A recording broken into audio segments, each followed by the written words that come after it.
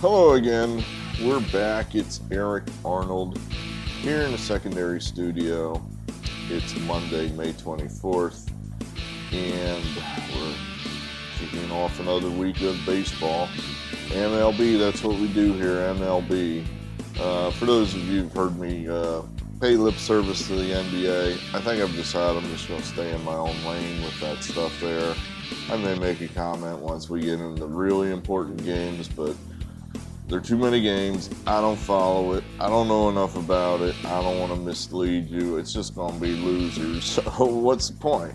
So we'll just stick with MLB and the 6 people in the United States that like baseball. Good. Let's see what else we've got. So it's Monday. We've been off the air since Friday. Actually had some fun things to do this weekend. Had some very good friends come in from out of town to visit. So drank a few beers with them and had some fun, had some laughs. Really appreciate those guys coming in from out of town. One of those people, one of them, the people I'm referring to is a subscriber, newish subscriber, good friend. And for whatever, again, I have told you people that I don't see everybody that subscribes, and YouTube is a black box. It really is. They give you the computer interface, and that's about it. In other words, there's no person you can call on the phone and ask questions of. Their business model is, let's give them the bare bones software interface, let them do all the work, and we'll make the money, which is actually, I guess, a pretty good business model for them, as, we do all the work and help them take over the world. So when I have a question like, why don't I see who subscribes? People are telling me they're subscribed, and they wonder why I never say, hey, welcome to X. He has just subscribed. I don't see it. I can't see it.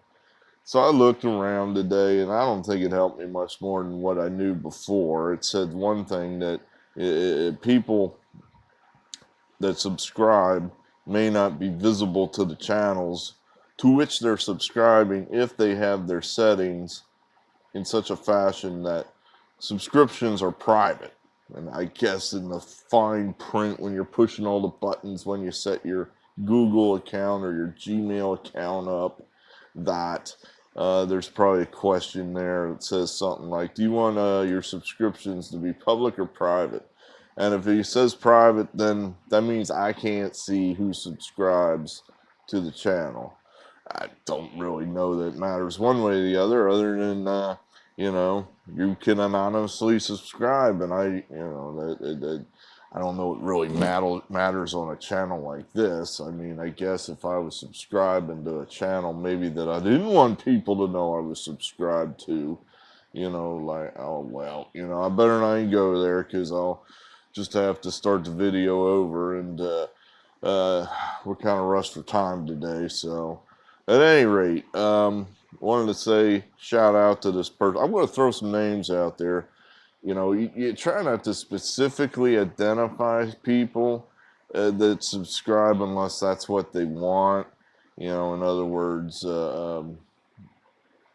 everyone knows who I am because I've chosen to just make myself Eric Arnold. That's it. You can look me up on the internet. It's an open book.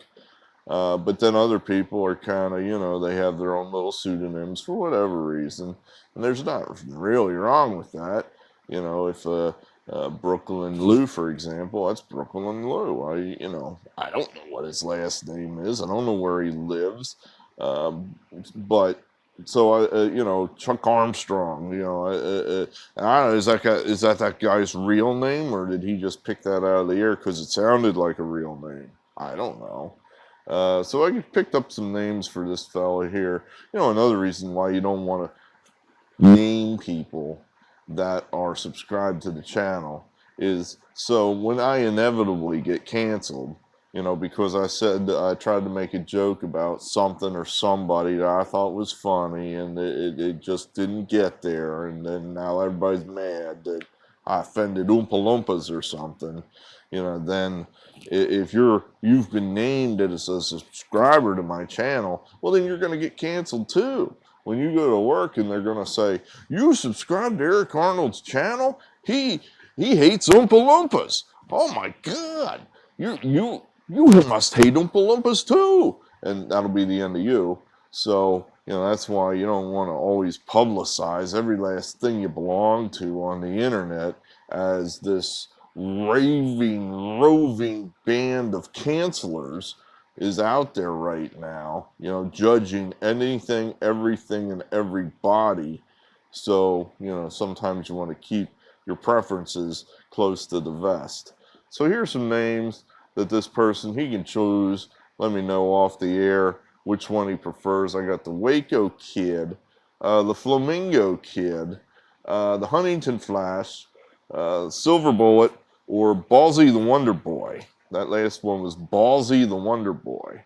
So, you could have your choice. You got Waco Kid, Flamingo Kid, Huntington Flash, Silver Bullet, or Ballsy the Wonder Boy.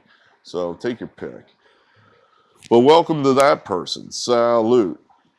All right, what else we got here? We got the big EO meter here. We're very slowly climbing back towards 500. We had such a terrible start. And as I thought, or I'd hoped, that we would dig ourselves out of the hole and not dig the hole deeper. That'd be even worse. But we're slowly clawing back towards 500. For those people that insist on winners and do not want to see some novice handicapper learning to teach himself to win, we do have Pittsburgh Louie in the comments. And he is just kicking ass. I think he had, 8 games for Friday, and he won 6 of them. So, yeah, I know I'm always screwed when I make my picks, and then 6 hours later, I look in the comments, and there's Pittsburgh Louie, and he has the opposite of a couple games I picked. It's like, we're screwed. So, yeah. I probably need to collaborate. He did make a mention in a comment about Facebook. We're about to take the show on the road. Things are in motion. Things are in flux at the moment, Louie. So remind me about that later, and we'll hook that up. But for now, Big E meter, we're doing okay. Like to do better. Well, let's look at the standings here before we get to our 3 picks. We have 3 picks here for you on Monday. So let's hit the standings here.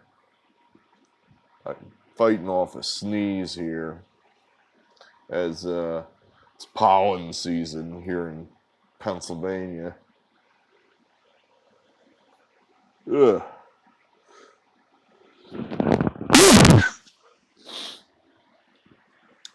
Unsuccessfully fighting it off. Well, it looks like over the weekend, Tampa just keeps rolling. They've got a 10-game winning streak. They destroyed Toronto this weekend.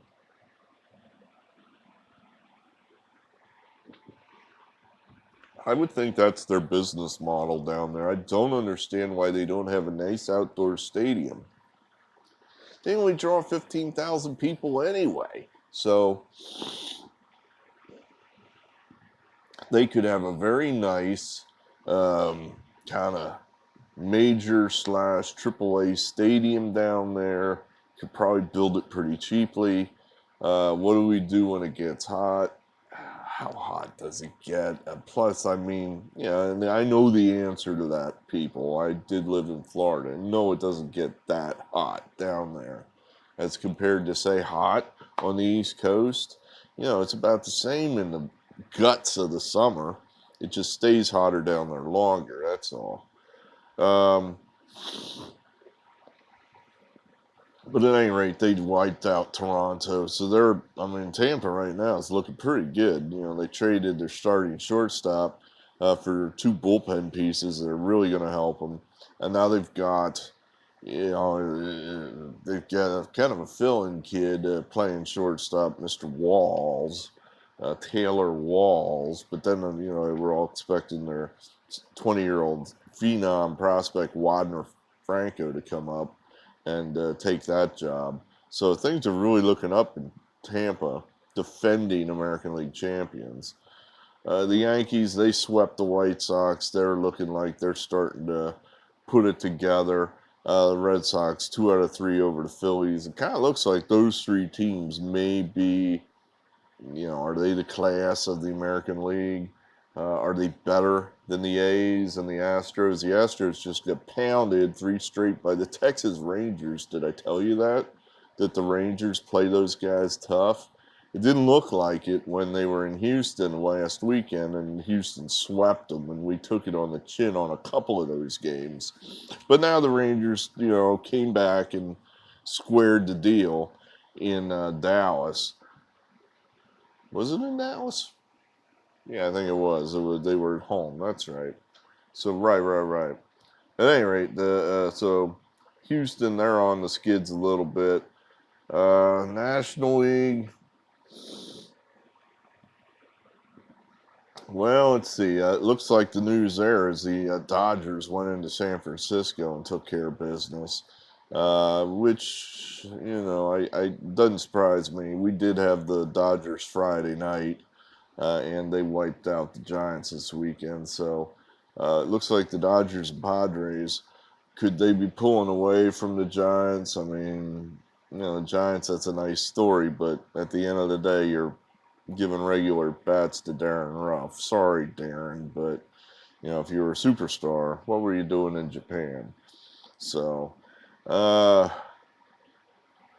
what did we do Friday? Let's drop that in here real quick.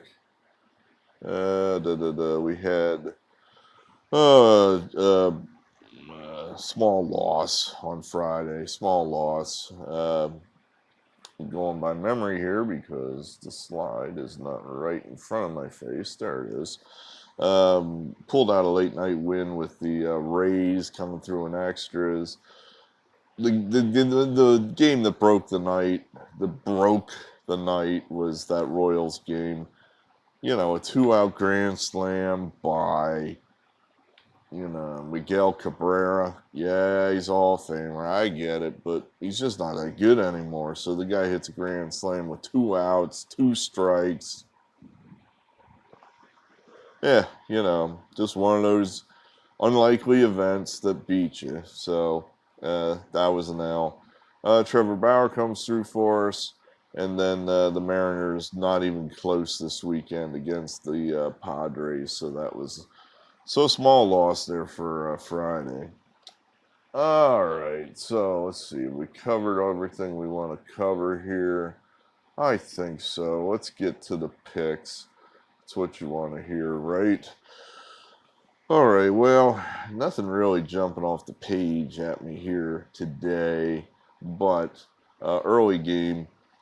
How do you get off Tampa? I mean, they're on a roll. I mean, they're smoking right now. Like I said, this is a team feeling good about itself. I don't know that substituting Walls for Adames is that big of a loss. And the G-Man is back, and he is doing business. Who does not like G-Man Choi? I liked it. I remember somebody said that. I think it was right at the beginning of the pandemic when we were subjected to the Korean baseball organization, and that was the only sports going at the time. That for whatever reason they decided we could play, and then they did. That everybody gets bent out of shape when somebody, I shouldn't say everybody, the blue checkmark brigade, whoever, screams loudest on the internet, I guess, the unwritten rules of baseball people, Tony La Russa, jackass. Whenever somebody does a bat flip, it's like, holy cow, my God, showing up the opposition. This is outrageous. Apparently in Korea, the bat flip is just an expression of, they all do it. And I don't know they're trying to necessarily show anybody up. It's just something they do. I mean, they make it an art form. Toss. And the G-Man has that little flair to him when he gets a hit. I mean, why do you only have to toss the bat when you hit a 500-foot home run? Some of us can't hit 500-foot home runs. I want to toss the bat too. So, if I walk or get on an air or just hit a hard ground ball, I think I should be able to toss that bat too. So there's definitely some flair there to G-Man Choi. And I think he's, I don't think the fact that the Rays are on a 10-game winning streak, I don't think that's a coincidence that coincides with the return of G-Man. So Rays are on a roll. Blue Jays stumbling about. Ross Stripling, he's been lousy. I mean, I think the model generally likes to play the bounce back of these pitchers that have a real bad outing. But after a while, some guys just have real bad outings because they suck or they're hurt. And that may be the case here with Stripling. In other words, one more bad outing, and then suddenly Ross Stripling was sent back to Toronto for... well, I don't know. They can send him back to Toronto because I guess that country's still closed for some god unknown reason. But they'll send him somewhere for a second opinion, and then the next thing you know, he's on the 60-day IL and whatever. So we're going to go ahead. It looks like it's still a pretty short number, -119 for a team that's won 10 in a row. I'll take it. We'll take Tampa. 2 stars there. Phillies Marlins. This is a repeat of a game 5 days ago. We had the Phillies. We lost. So if you can't beat them, join them. We're going to go ahead and take the Marlins here in Miami.